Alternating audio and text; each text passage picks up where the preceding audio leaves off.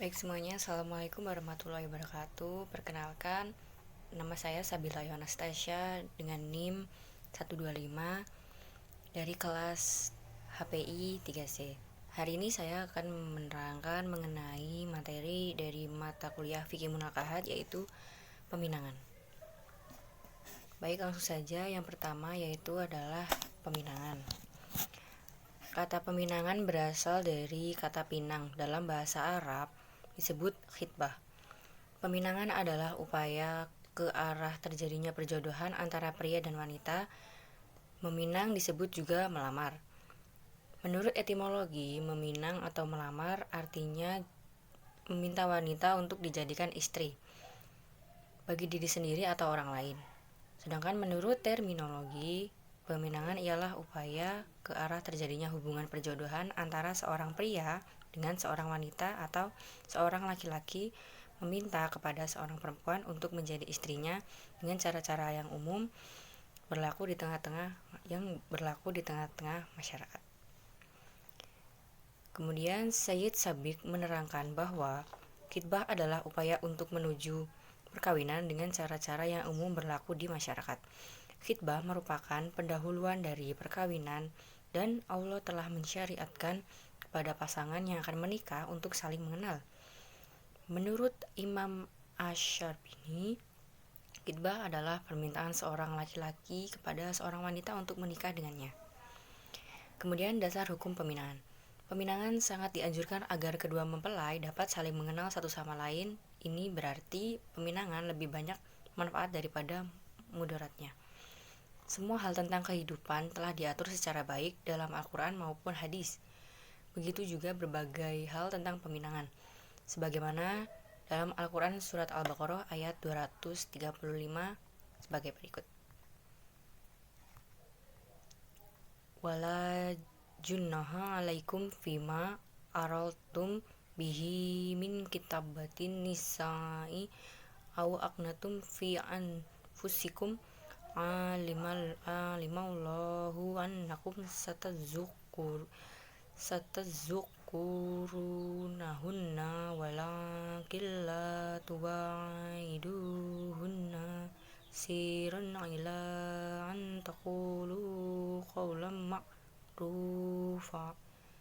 ma'rufa wala ta'zimu uqdatan nikahi hatta yablughal khitabu ajalah wala'mu innallaha ya'lamu ma fi anfusikum fahdharu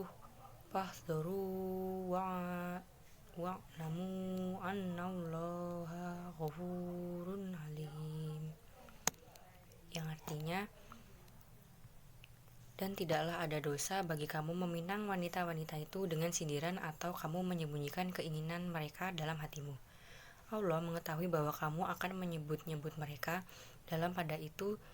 Janganlah kamu mengadakan janji kawin dengan mereka secara rahasia kecuali sekedar mengucapkan kepada mereka perkataan yang ma'ruf, dan janganlah kamu berazam bertetap hati untuk berakad nikah sebelum habis idahnya, dan ketahuilah bahwasanya Allah Maha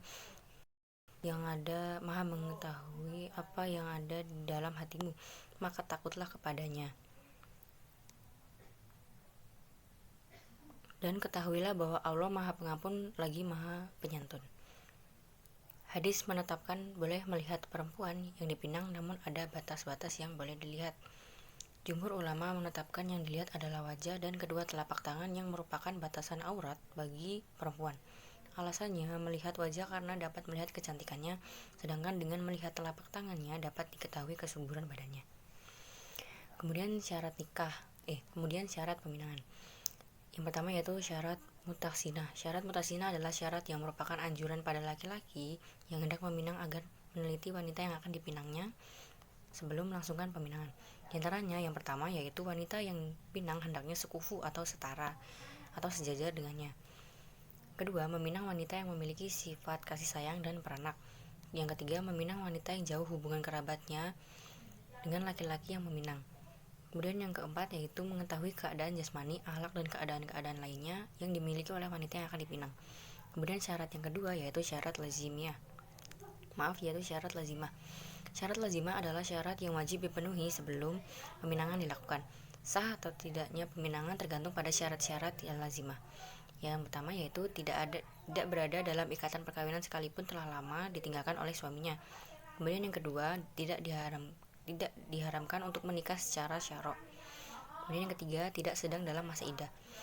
Namun, adapun wanita yang sedang dalam masa iddah secara sendirian, maka ketentuannya adalah sebagai berikut, yaitu iddah wanita ketika suaminya wafat. Dalam hal ini, ulama sepakat wanita karena bahwa boleh melakukan pinangan secara kinayah atau dengan sindiran, karena hak suami sudah tidak ada. Tidak dalam talak roj'i karena dia masih merupakan hak dari suaminya. Kemudian yang terakhir yaitu tidak dalam pinangan orang lain. Kemudian yang berikutnya yaitu adalah tata cara. Peminangan dilaksanakan sebelum berlangsungnya akad perkawinan. Hal ini sudah menjadi budaya yang berkembang di masyarakat dan dilaksanakan sesuai dengan kepada pihak setempat. Di antaranya pihak laki-laki mengajukan pinangan kepada pihak perempuan, dan bahkan ada kalanya pihak perempuan yang tertentu dalam pelaksanaannya mengajukan pinangan terhadap laki-laki. Syariat menetapkan aturan-aturan tertentu dalam pelaksanaan peminangan ini. Sebelum mengajukan pinangan, perlu diketahui dengan jelas tentang peminangan yang diperbolehkan dan yang tidak diperbolehkan. Sekian dari yang dapat saya sampaikan. Apabila ada kesalahan kata mohon maaf. Wassalamualaikum warahmatullahi wabarakatuh.